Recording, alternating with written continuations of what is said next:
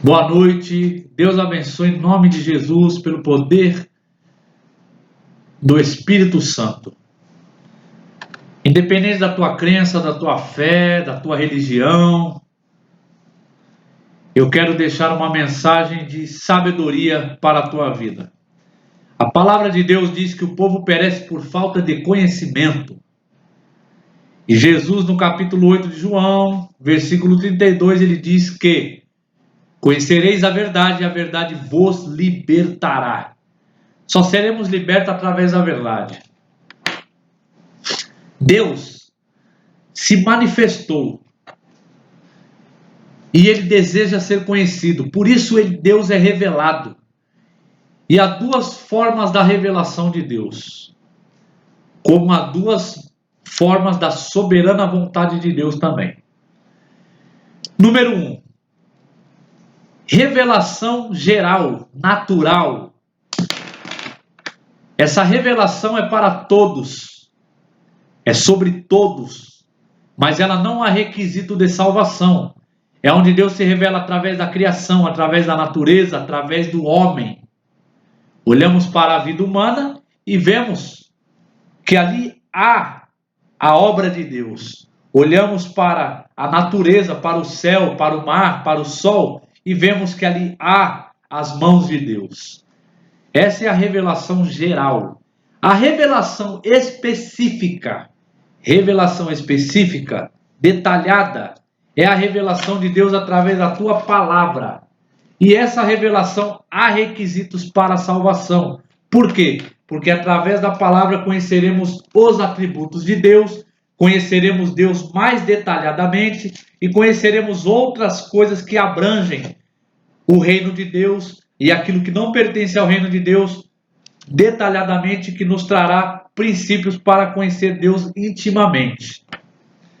Então, através da revelação geral, que é sobre todos e sobre tudo, está em Mateus capítulo 5, versículo 45, que Jesus diz assim: para que vos tornais filhos do vosso Pai que estais nos céus, que faz nascer o sol sobre maus e bons, e cair a chuva sobre justos e injustos. Salmo 19, verso 1 e 2 diz assim, os céus proclamam a glória de Deus, e o firmamento anuncia as obras das tuas mãos. Um dia anuncia outro dia, e uma noite revela conhecimento a outra noite. A revelação geral traz alguns aspectos. O aspecto cosmológico. Isso quer dizer o quê? Que todo efeito tem uma causa. Então, Deus, criando esse universo, teve uma pré-existência para haver uma criação tão perfeita como essa.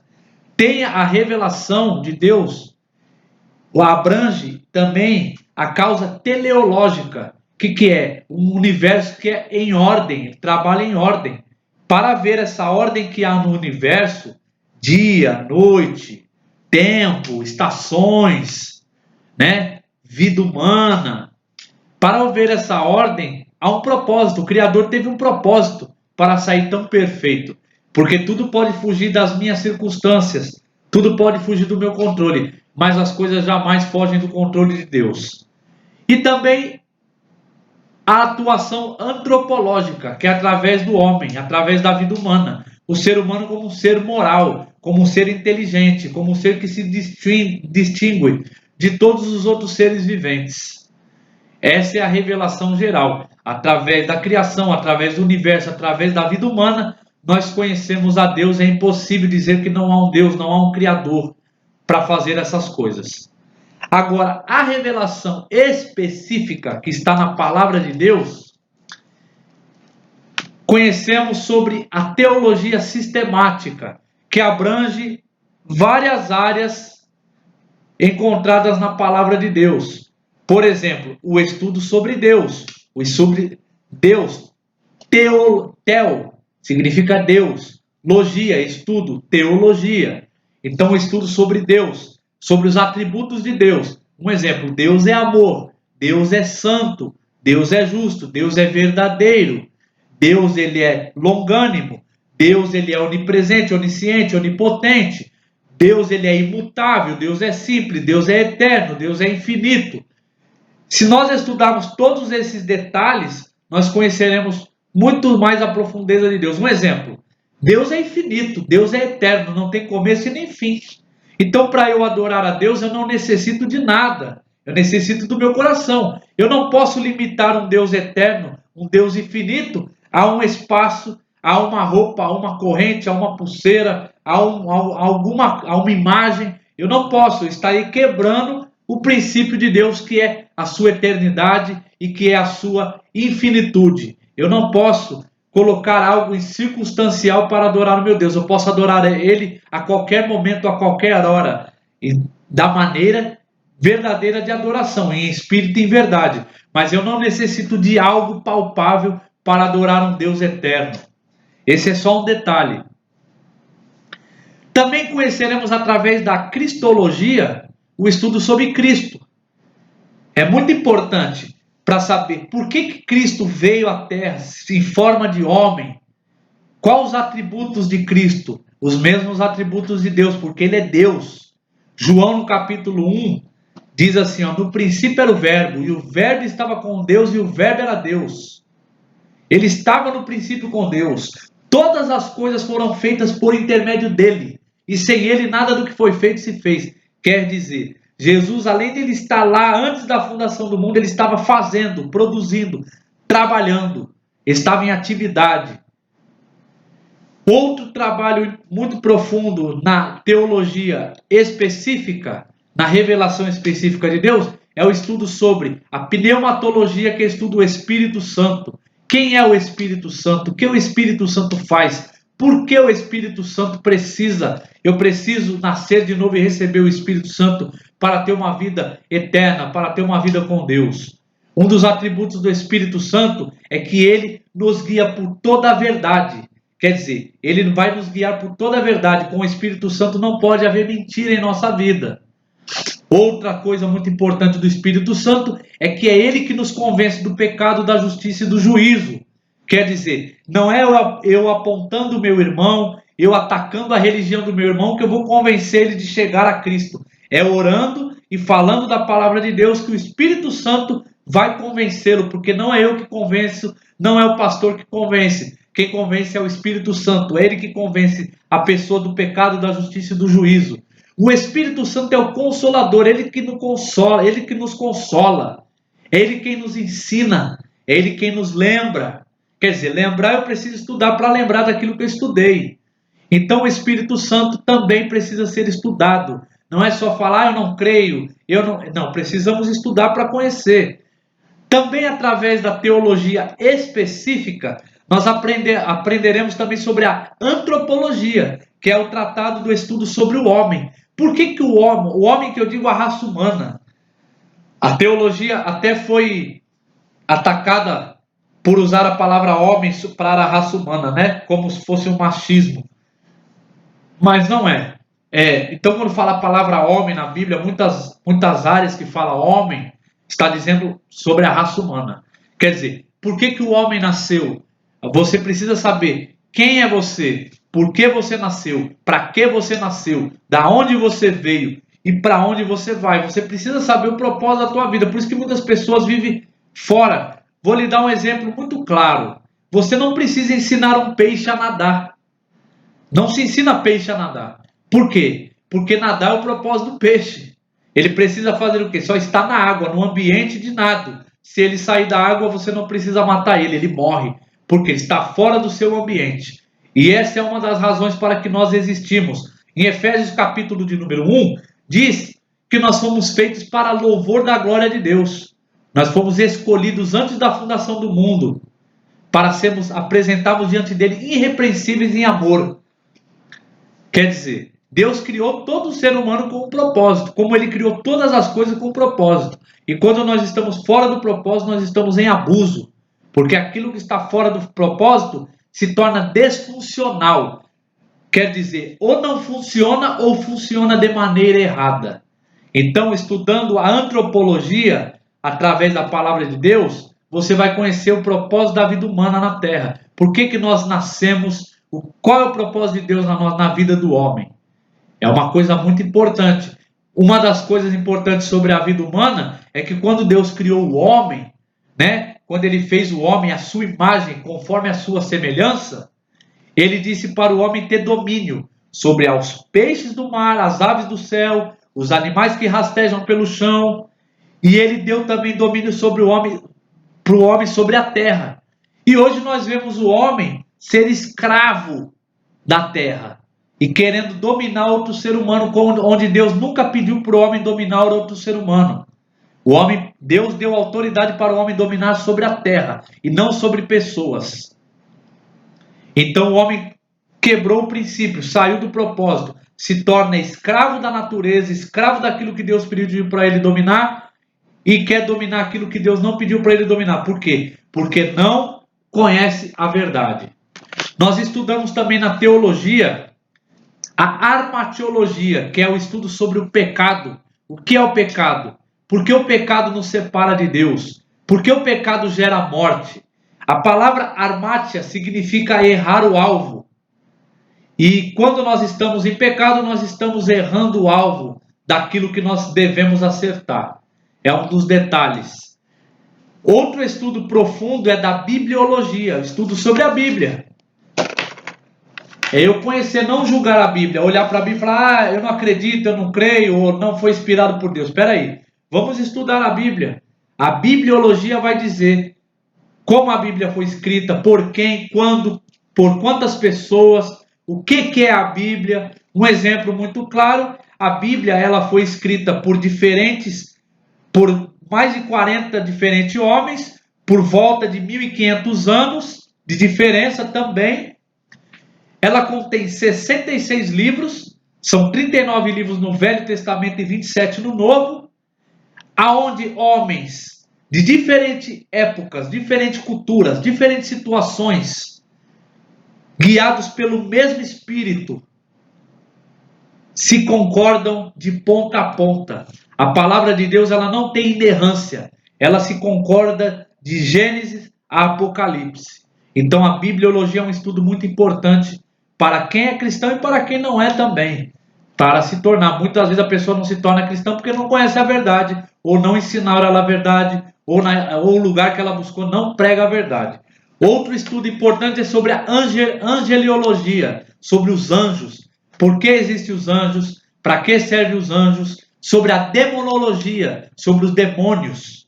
Também vai falar sobre os demônios. Quem são os demônios? Como eles atuam? Uma das áreas que o demônio atua é sobre a mentira. Satanás, ele teve uma paternidade, pai da mentira.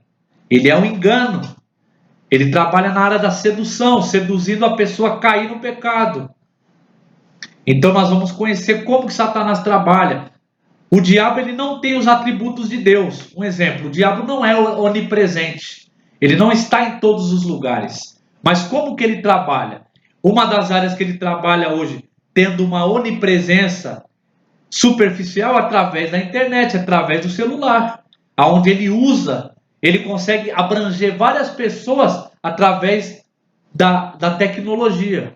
Não estou dizendo que o celular é errado, mas aquilo que você mexe, aquilo que você vê, aquilo que você busca, Satanás trabalha através disso. Se nós conhecemos como funciona as astúcias do mal, nós conseguimos se libertar dela. Eu só vou me libertar a partir do momento que eu conheço. Outra área também trabalhada na teologia, da teologia sistemática, a teologia que abrange especificamente Deus, para nós conhecermos especificamente, é aonde vai tratar da soteriologia, salvação. Por que eu preciso de salvação? O que quer dizer salvação? Por que só Cristo dá salvação? Por que eu necessito ser salvo? Do quê? É importante entender que se há salvação, há condenação, senão não haveria salvação. Então, se há salvação, também há condenação. Então, é muito importante conhecer a verdade. A verdade, ela liberta. A verdade, ela esclarece. E hoje, infelizmente, tanto nas religiões como na própria igreja, as pessoas estão indo para o lado errado. Em Deuteronômio, no livro de Deuteronômio, no capítulo 29, no versículo 29, Moisés escreveu assim, ó: as coisas encobertas pertencem a Deus, nosso Senhor.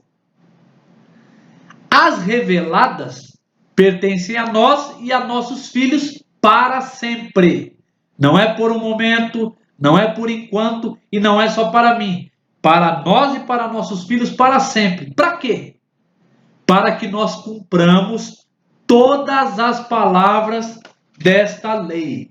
Então as pessoas hoje buscam aquilo que está encoberto, aquilo que Deus não revelou, as pessoas vão atrás da revelação, seja na igreja, seja na religião, buscando o futuro que não é revelado e deixando aquilo que Deus revelou, deixando aquilo que liberta, deixando aquilo que dá vida, deixando aquilo que te dá forças, deixando aquilo que te faz andar para frente, deixando aquilo que te faz ter a verdadeira prosperidade. Você sabia que na Bíblia há a prosperidade? Só que não é a teologia da prosperidade. No capítulo número 1 de Josué, depois que Moisés morre, e Deus dá a ordem para Josué levantar e cruzar o Rio Jordão com todo o povo que estava ali com ele para entrar na terra prometida, Deus exorta Josué sobre algumas coisas. E uma delas está no versículo de número 8 do capítulo 1 de Josué, aonde Deus diz assim para Josué, o próprio Deus falando: não cesse de falar deste livro da lei. Antes medita nele dia e noite. Para que meditar de noite? Para que falar sem cessar? Para ter o cuidado de fazer segundo tudo quanto nele está escrito. Qual é o resultado disso? Olha Deus respondendo: então farás prosperar o teu caminho e serás bem-sucedido. Quer dizer, a prosperidade e ser bem-sucedido está aqui na palavra de Deus. É eu falar das coisas de Deus sem cessar, é eu meditar dia e noite, não só de dia, não só de vez em quando, não só de noite, mas dia e noite, estar cheio das coisas de Deus. Se eu estou cheio das coisas de Deus, eu não dou espaço para as coisas do mal, eu não dou espaço para a mentira, eu não dou espaço para a ganância, eu não dou espaço para contendas, eu não dou espaço para as coisas que me afastam de Deus, porque eu estou meditando de noite. Meditar no mundo significa esvaziar-se. Agora, meditar para Deus significa ser cheio da tua palavra. Para quê? Para eu aplicar, para eu pôr em prática as coisas que eu aprendo. Então, meu caminho será próspero e eu serei bem-sucedido. É um resultado automático. Porque se nós, homens, pecadores e falhos, conseguimos fazer aquilo que Deus deu para nós fazermos, Deus que é soberano, está acima de tudo e de todos, fará cumprir a tua palavra que é fiel e verdadeira. Então, que fique bem claro esse vídeo, espero que entendam, que curtam, que gostem. E outra coisa, além de ter a revelação geral e a revelação específica, existe também a vontade soberana e a vontade revelada. O que é isso? A vontade soberana de Deus ninguém pode mudar, ninguém pode impedir, ninguém pode evitar. Um exemplo, você não pode evitar a morte. Você pode viver da maneira que você quiser nesse mundo, mas a morte você não evita. O dia que chegar o seu dia, você vai. Por quê? Porque você não tem poder para alongar a tua vida. Você não tem poder para paralisar a tua vida. Você não pode fazer isso. Por quê? É a vontade soberana. Você não pode impedir a chuva de cair. Você não pode impedir o sol de nascer. Você não pode impedir o vento de soprar. Vontade soberana. Você não pode impedir Jesus de voltar.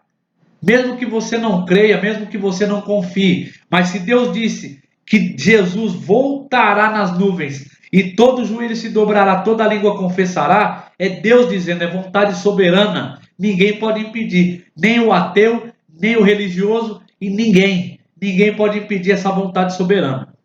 Agora, a vontade revelada. A vontade revelada está aqui na palavra de Deus. Significa o quê? A vontade revelada, eu tenho livre-arbítrio de querer cumprir ou não.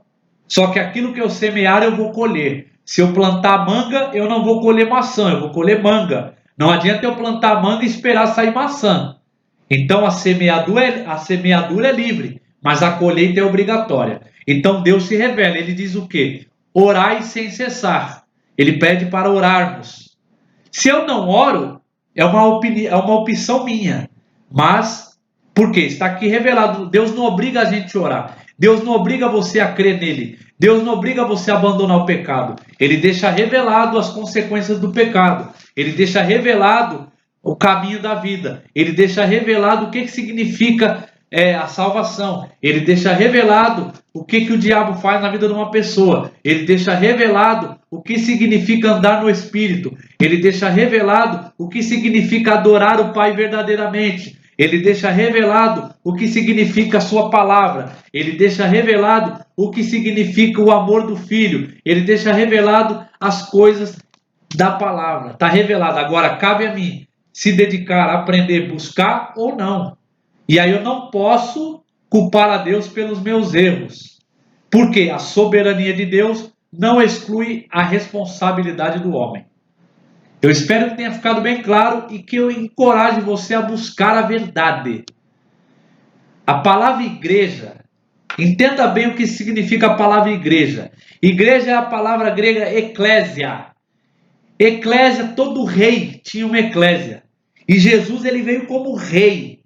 Ele não veio como mais um Deus, ele veio como rei. Um rei que pertence a um reino divino. Ele veio trazer o reino dos céus na terra.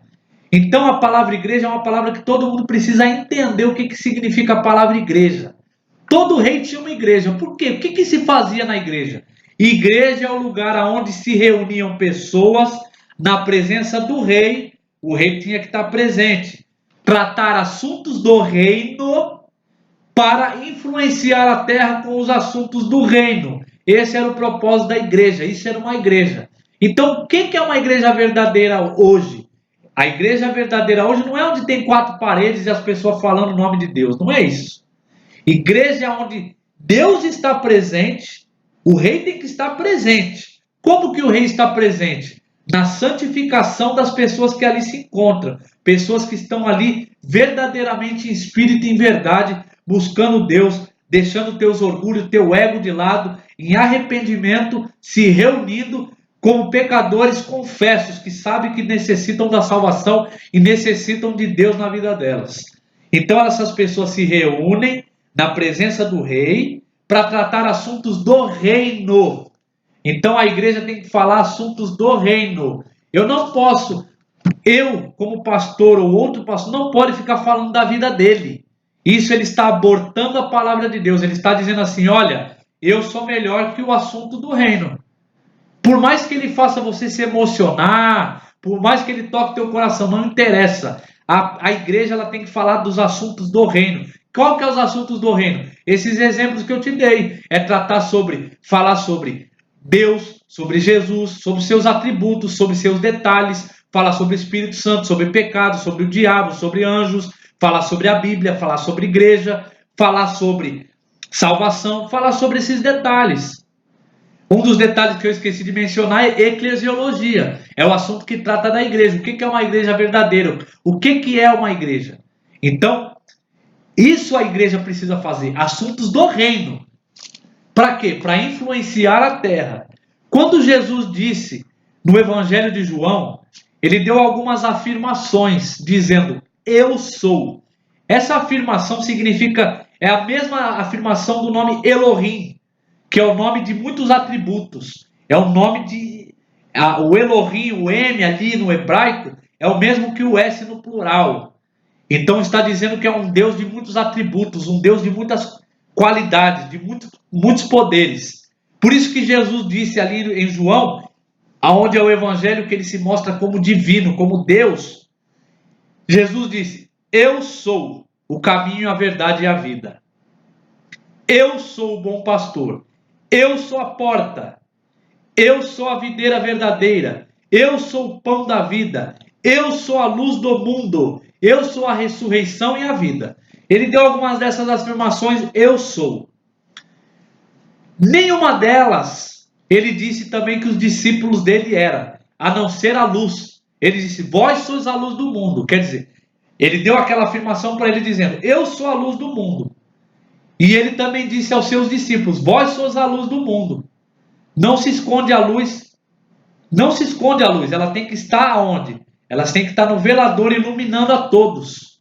Quer dizer, isso que a igreja precisa fazer. A igreja tem que ser luz para acender as trevas, para buscar o perdido, buscar o morto, buscar aquele que está desenganado, buscar aquela pessoa que está no engano, na mentira, aquela pessoa que está perdida em si mesmo. Há vários tipos de perdições. Há aquela perdição que você sabe que está perdido e há aquele perdido que não sabe que está perdido. Uma das razões de muitas pessoas que não sabem que está perdido é na religião. A religião, ela engana, ela cega. Ela não deixa você conhecer Deus da maneira que Ele é. Ela não deixa você ver Deus como Ele verdadeiramente é. Porque a religião não vai te ensinar os atributos de Deus completos. Isso só é revelado através do Espírito Santo de Deus. Então espero que esse vídeo engrandeça a tua vida, a tua alma, o teu espírito e encha a tua vida de verdade, porque a verdade liberta. O apóstolo Paulo, escrevendo a tua epístola a Timóteo, seu filho na fé, no capítulo de número 3 da primeira epístola, da primeira carta, no versículo 16, ele diz assim, toda a escritura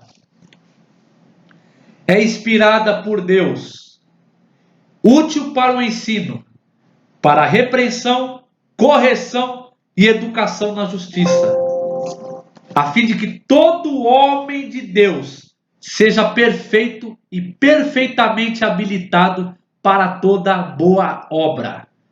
Que Jesus lhe guarde, que você busque a verdade na palavra de Deus. Ela é o alicerce da nossa alma. Amém.